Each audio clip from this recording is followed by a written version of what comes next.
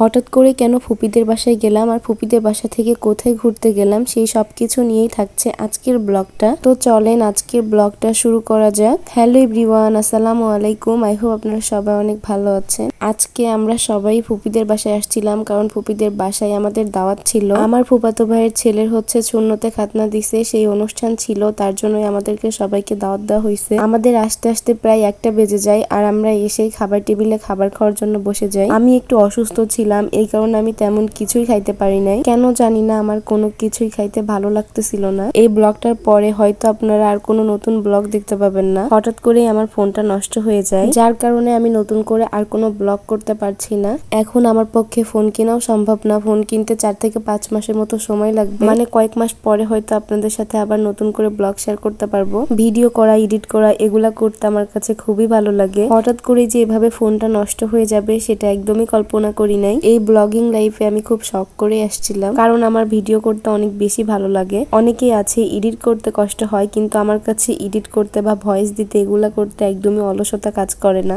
আবার কবে এভাবে আপনাদের সাথে ব্লগ শেয়ার করতে পারবো আমি সত্যিই জানি না। পুপিদের বাসা থেকে আমরা বের হয়ে যাই, তারপরে এই জায়গাতে অনেক সুন্দর একটা পার্ক ছিল, সেখানে আমরা সবাই চলে গেছিলাম। এই পার্কে আমার আগে কখনোই যাওয়া হয় নাই। আজকে অনেকগুলা বাচ্চাও ছিল সাথে, যার কারণে আমরা সবাই পার্কে যাচ্ছিলাম। তারপরে পার্কের মধ্যে ঢুকলাম। এখানে টিকিট কাটতে হয়েছে, প্রত্যেকটা টিকিটের দাম ছিল 30 টাকা করে। পার্কের মধ্যে যাওয়ার পরে দেখলাম অনেকগুলো রাইড আছে বাচ্চাদের জন্য। খুবই সুন্দর একটা পার্ক এটা। আজকে আমাদের সাথে অনেকগুলো বাচ্চা আছে, যার কারণে আরো পার্কের মধ্যে আমরা আসছি।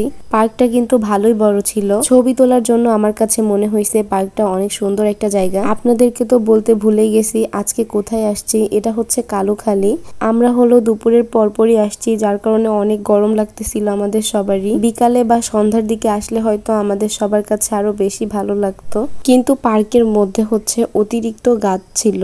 গাছগুলা যদি একটু সুন্দর করে কাটা যায় তাহলে পার্কের ভিতরে দেখতে আরো বেশি সুন্দর লাগবে। আমি জানি না ভিডিওতে আমি কতটুকু দেখাইতে পারছি, তার কারণ হচ্ছে অনেক গরম ছিল আর ভিডিও করার মতো এত এনার্জি আমার ছিল না। বাচ্চাদের সবাইকে তো এই ট্রেনে উঠাই দেওয়া হয়, এই একটা রাইডই তখন চলতেছিল, তাছাড়া অন্য সব রাইড বন্ধ ছিল।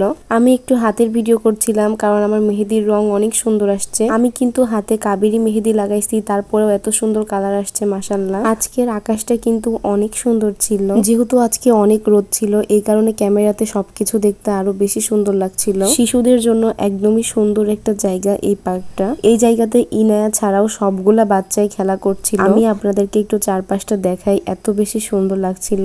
আমরা যদি বিকালে বা সন্ধ্যার পরে এই জায়গাতে আসতাম তাহলে হয়তো আরো বেশি ভালো লাগতো আমাদের কাছে। অনেক গরম থাকার কারণে আমরা তাড়াতাড়ি পার্ক থেকেও বের হয়ে যাই। এই তো সেই কালুখালীর বিখ্যাত হাতির ঝিল। এই জায়গাটা হয়তো সবাই চিনে থাকবেন। আজকের মতো ব্লগটা এখানেই শেষ করে দিচ্ছি। আবার কবে আপনাদের সাথে ব্লগ শেয়ার করতে পারবো আমি জানি না। সবাই ভালো থাকবেন। আল্লাহ হাফেজ।